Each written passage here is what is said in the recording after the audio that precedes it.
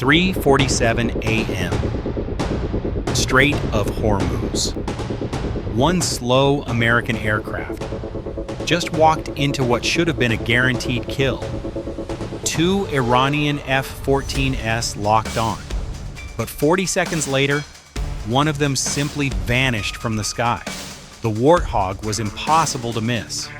It lumbered forward at barely 300 knots, hugging the waves with no altitude, no aggression, and no visible escort on any Iranian radar screen.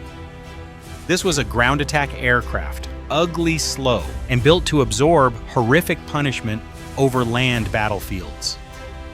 Yet here it was seemingly lost and vulnerable, in the heart of a contested naval choke point where tensions between the United States and Iran have pushed the region to the brink of all-out sea war.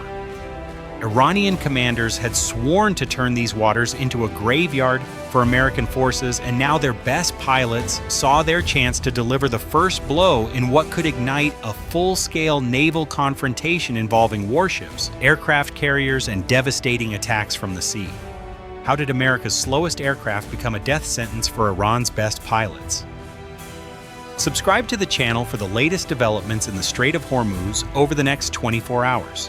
The AWG-9 radar systems aboard both Tomcats have painted the target instantly. Clean track, perfect geometry, no electronic jamming, no defensive maneuvering, and no sign that the American pilot even knew he was being hunted. For the Iranian crews, this was not just an opportunity, it was a gift delivered straight from the heavens, a chance to strike back against the United States Navy that had been dominating their skies and waters, with carrier strike groups poised nearby, ready to unleash hell if Iran dared escalate.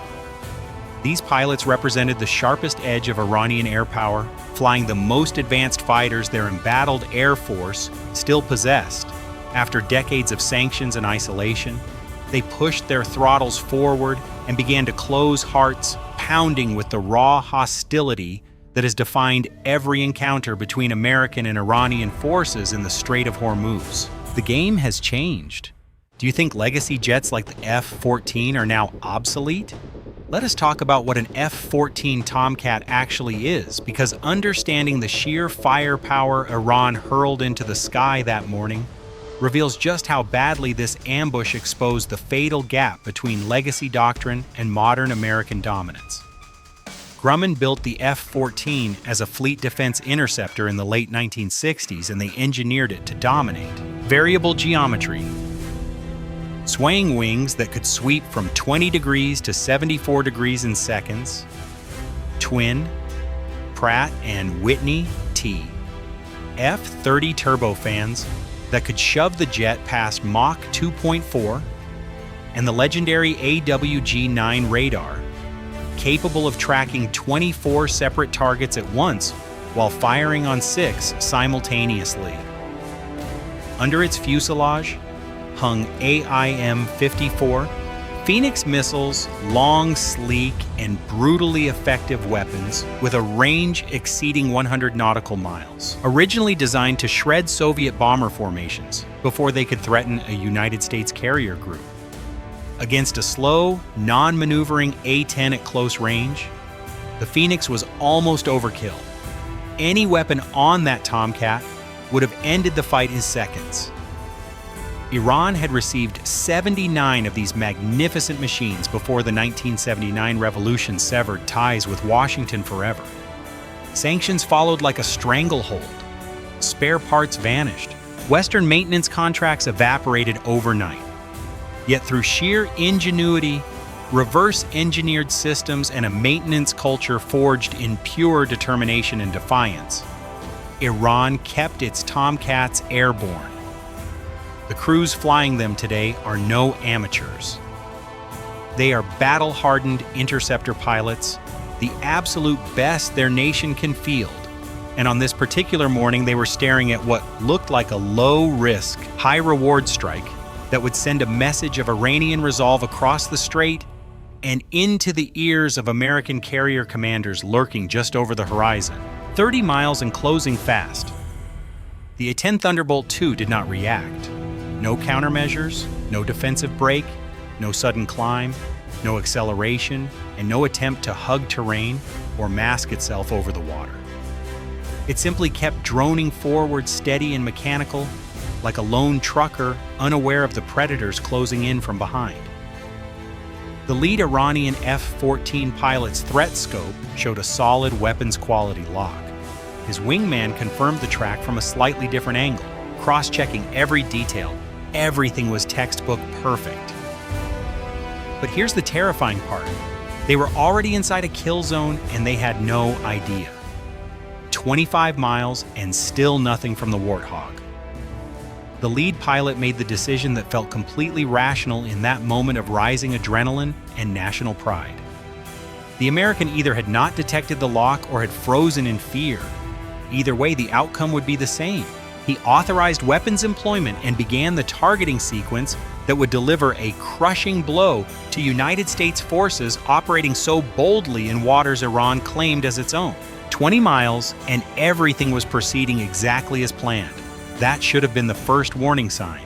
In combat, when every variable lines up perfectly, the only question worth asking is whose plan is actually unfolding. The answer was already 40,000 feet above them, silently watching for 41 minutes straight. Two Lockheed Martin F-35 Lightning IIs had taken station long before the Iranian Tomcats ever received their scramble order. They had arrived early, climbed high into the cold stratosphere, gone completely passive on their active emitters, and vanished from every radar screen the Iranian Air Force operated. The F-35's radar cross-section is roughly the size of a metal golf ball. Against Iran's aging radar infrastructure, that does not mean difficult to track. It means invisible, a ghost, clean air on every scope. For 41 agonizing minutes, the F-35 crews had watched passively, drinking in every radar emission, every radio transmission, and every navigational squawk from the Iranian side. They knew the exact positions of both Tomcats, their headings, altitudes, closure rates, and even their weapons configurations estimated from electronic signatures. They had constructed a complete real-time tactical picture of the entire battle space while emitting absolutely nothing that could betray their presence. The A-10 pilot knew they were there. He had known since the mission briefing, the slow flight profile, the dangerously low altitude, the total absence of escort. None of it was accidental. Every detail had been engineered to scream one thing to any Iranian interceptor scanning for prey: a vulnerable, isolated, easy kill. The bait was in the water, and the Tomcats had taken it hook, line, and sinker. 18 miles. The lead F-14 released. The AIM-54. Phoenix missile dropped from its pylon. Its rocket motor ignited with a thunderous roar, and it began its lethal run toward the A-10. For approximately 4 seconds, the engagement still looked like a triumphant Iranian victory. The missile tracked true. The Warthog had not moved. The geometry remained flawless. Would Iran dare launch another attack? If they knew the F-35 was always there, then both F-35s simultaneously activated their AN/APG-81 AESA radar systems. The sound that exploded inside both Iranian cockpits was the threat warning tone, continuous, urgent, and utterly unmistakable. Not one signal, but two screaming from two different bearings and two different ranges, coming from aircraft that did not appear on any radar screen either Tomcat could see. Total, instantaneous disorientation. Your missile is already in the air. You have two radar locks from unknown platforms at unknown positions that your sensors cannot locate. Your wingman is shouting frantic warnings over the radio. Your own radar sweeps nothing but empty sky. The clean tactical picture you built over 40 minutes collapses in under 1 second, replaced by the terrifying certainty that you do not understand what is happening around you. 30 seconds later, the lead F-14 broke. Hard left and down throttle slammed to military power. Nose pulling through toward the horizon in a classic notch maneuver, designed to place the threat at 90 degrees and hide in the Doppler blind spot, where older radars lose track against ground clutter. It was a sound tactic against 1970s technology. It accomplished exactly zero against the AN/APG-81. Active electronically scanned array radar does not behave like mechanical systems of the past. It manages multiple beams, simultaneously shifts frequencies thousands of times per second, and runs electronic attack passive collection and weapons quality tracking in perfect parallel without sacrificing performance. The Doppler notch that once saved lives against Soviet-era radars now simply burned energy and altitude for nothing. The lead Tomcat's desperate break bought it precisely 0 additional seconds of life. The AIM-120AM RAAM was already off the rail from one of the invisible F-35s, already running on its own active seeker, already locked onto the F-14's radar return with relentless autonomy. The F-35 pilot could have turned for home at that moment, and the outcome would not have changed. The lead F-14 came apart at 18,000 feet in a blinding white explosion that lit up the pre-dawn sky like a violent starburst over the Strait of Hormuz. The lead F-14 didn't just explode, it disappeared before the pilot even understood who killed him. The fireball hung for 2 heart-stopping seconds before the wreckage plunged into the water at terminal velocity. No ejection, no distress call. One elite Iranian interceptor and its crew vanished beneath the waves without ceremony. 15 seconds later, the wingman made the only smart decision left. With threat warnings still screaming and his flight lead reduced to flaming debris, he jammed the throttles to full. Afterburner yanked the nose toward friendly airspace and began violent jinking maneuvers to break any pursuit geometry. The F-35s did not chase him. They simply watched him flee their sensors, logging every desperate turn for future analysis. The A-10 Warthog banked lazily and resumed its original patrol heading. It had never altered course, never fired a single countermeasure, never climbed above 800 feet. The Phoenix missile, launched by the Iranian crew, had missed completely its seeker, unable to reacquire once the engagement geometry collapsed. The slow, ugly ground attack jet flew on untouched exactly as the entire mission had been designed. Somewhere over Iranian territory, a lone surviving F-14 raced home carrying a story that would be almost impossible to explain in any debrief room. 2 aircraft had launched. 1 came back. The supposed easy target, a lumbering ground attack jet with virtually no air-to-air capability, escaped without a scratch. And the platforms that destroyed the lead Tomcat had never appeared on radar, not once during the approach, the engagement, or the escape. Just 2 simultaneous lock warnings from empty sky, a missile that arrived from nowhere, and a fireball where a $50 million interceptor used to fly.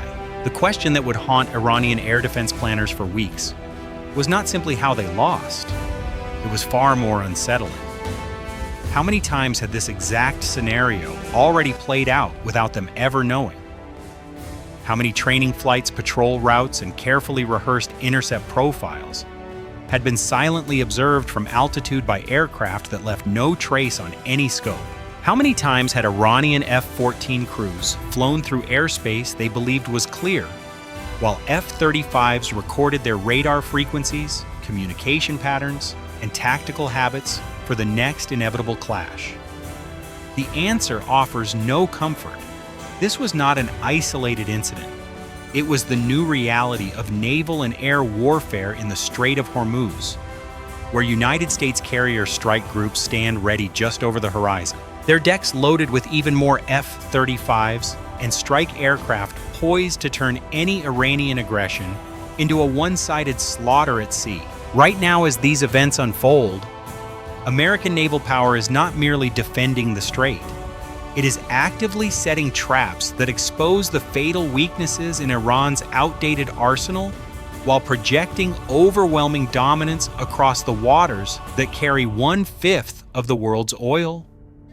Warships, aircraft carriers, and precision sea attacks are the new language of power here, and the United States speaks it fluently. The F-14 crews did everything right according to the doctrine they were trained on. They identified the target, confirmed geometry, and prosecuted the attack.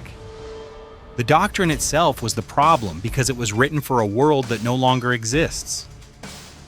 In that old world, the pilot who saw first and shot first won. Speed and raw firepower decided everything. A long-range lock on a slow target was the end of the story.